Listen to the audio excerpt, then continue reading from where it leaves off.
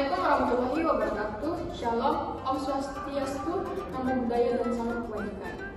Nah, di sini kita akan mempresentasikan hasil diskusi kami yang berjudul yaitu inovasi lampu penerangan LED hemat energi efisien LED lamp yang berbasis tenaga surya sebagai solusi elektrifikasi daerah minimal listrik.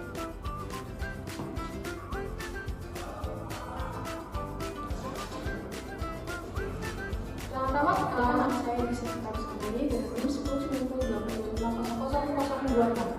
Dan saya Samini dengan NIM 109082501119. Saya Waisar Triaji dengan NIM 109082500005. Perkenalkan, saya Rizakwan dengan NIM 109082500173.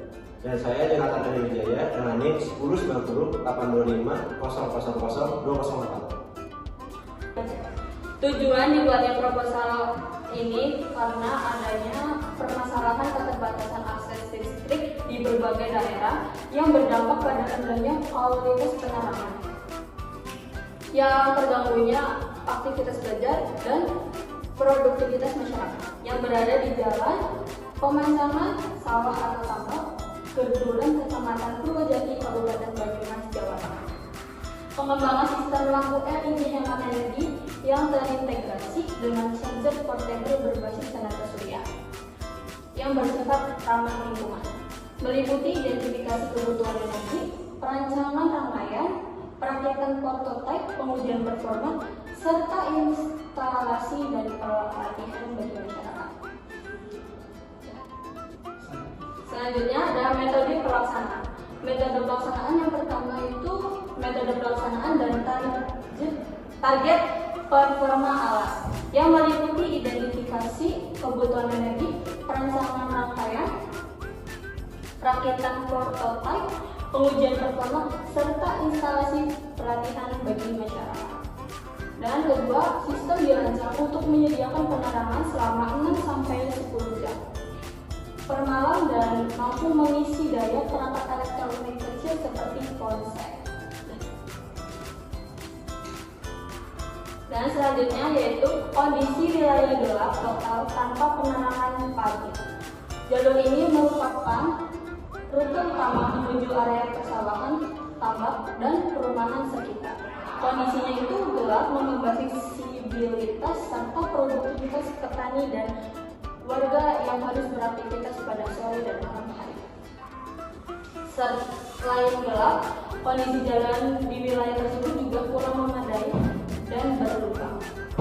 Selain gelap total, kondisi jalur tersebut merupakan wilayah yang belum sepenuhnya terjangkau jaringan listrik nasional atau PLN dan tidak memiliki lampu jalan sama sekali di setiap jalan.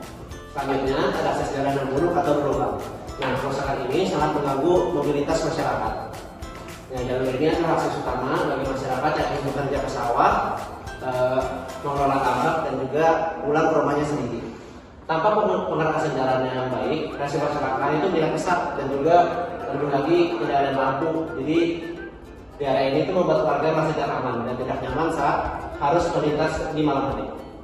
Kita tidak hanya bicara soal sekolah yang rusak, tapi soal hak warga yang mendapatkan infrastruktur yang layak, perbaikan jalan, dan penambahan lampu yang penerangan adalah kebutuhan mendesak agar aktivitas ekonomi dan sosial kembali normal. Mari kita jadikan ini sebagai prioritas pembangunan kita ke depannya. Selanjutnya ada energi listrik. Energi listrik adalah merupakan kebutuhan dasar yang sangat penting dalam menunjang aktivitas manusia sehari-hari, terutama terkait penerangan dan juga keselamatan lingkungan. Nah, pada masalahnya adalah minimnya penerangan.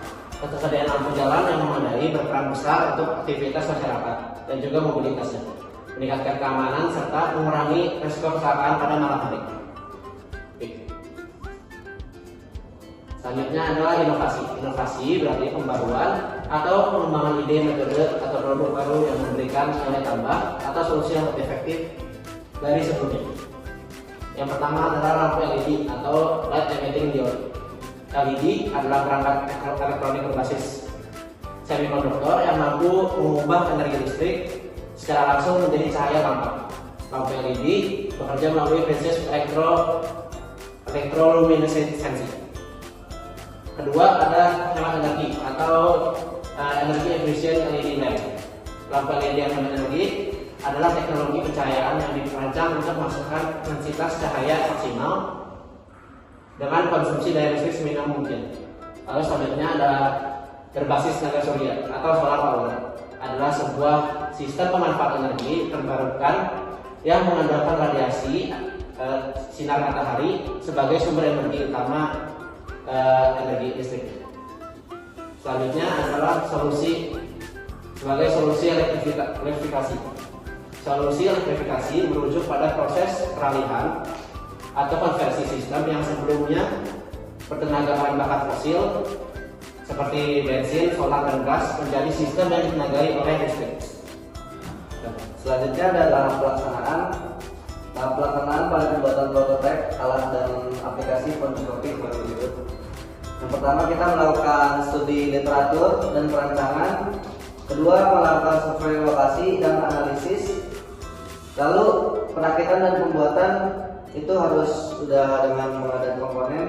Lalu instalasi lapangan, kemudian diuji prototipenya, kemudian pengujian dan evaluasi, setelah itu operasional dan pemeliharaan. Setelah itu yang terakhir itu operasional dan pemeliharaan.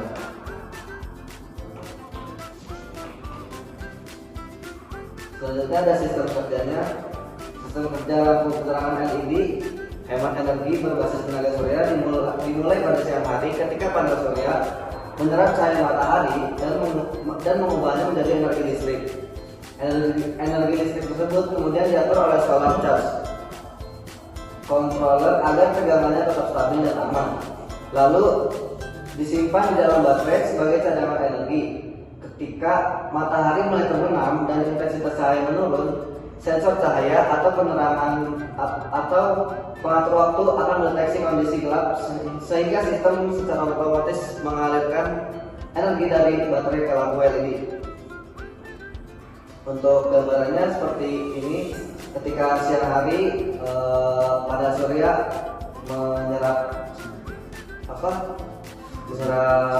sinar matahari, kemudian disimpan di lithium baterai box, lalu diatur oleh charge controller, kemudian didistribusikan ke power distribution cable yang terakhir akan menjadikan lampu LED pada malam hari. Jadi di sini ada bahan dan desain alat. Nah, di sini kita menggunakan aplikasi yang namanya SketchUp untuk desain bahan dan alatnya.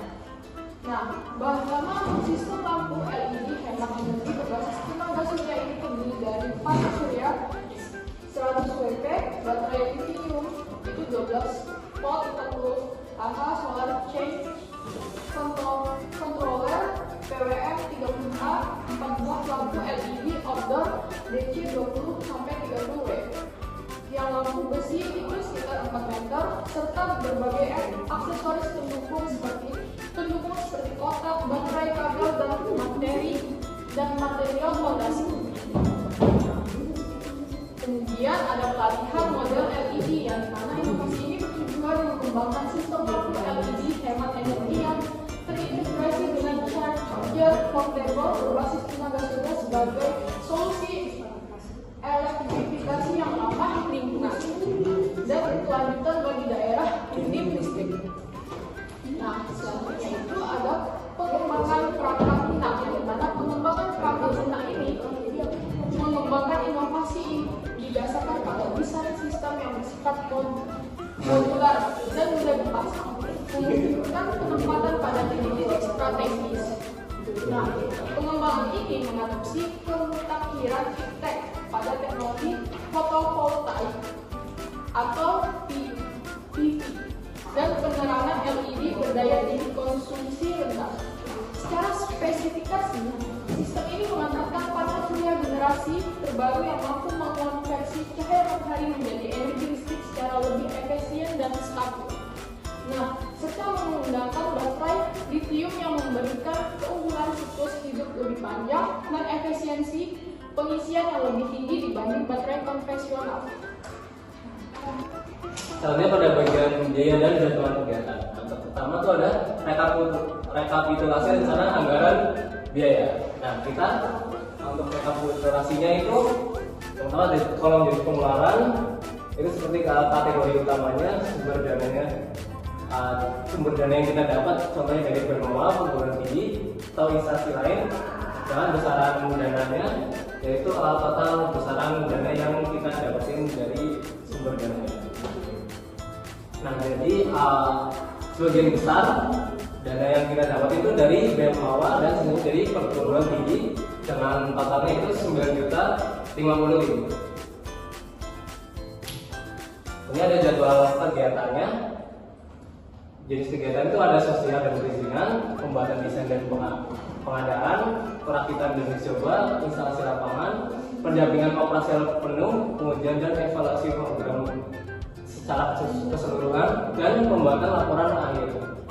Untuk timeline waktunya sosial dan perizinan itu sekitar 2 minggu, tanggal 2 itu sekitar 2 minggu juga, perakitan dan uji cobanya itu sekitar 1 bulan, instalasi lapangan itu sekitar 3 minggu, pendampingan operasi penuhnya 1 minggu, dan pengujian dan evaluasi program sekitar 3 minggu, dan pembuatan laporan akhirnya sekitar 2 minggu. Nah, untuk penggunaan rincian anggarannya secara penuh ini adalah komponen-komponen yang kita gunakan dalam alat IoT-nya. Untuk total alat penggunaan anggaran alat IoT ini sekitar 7.850.000. Jadi untuk anggaran operasional dan dokumentasinya itu sekitar 1.200.000 jika digabungkan menjadi 9.050.000. Untuk susunan tim pengusul dan pembagian tugasnya, kita sudah membagi tugas secara rata sesuai bidangnya masing-masing. Pertama, Dwi Sasmita Agus Anggreni itu untuk tugasnya itu desain alat dan implementasi pengujian. Jonathan Andrew Wijaya lampiran lengkap dan konsistensi template. Samini untuk tinjauan pustaka dan dasar teori. Konsep Haji saya sendiri anggaran biaya dan jadwal kegiatan. Yafi Zatwan untuk tahap pelaksanaan dan alur kerja sistem.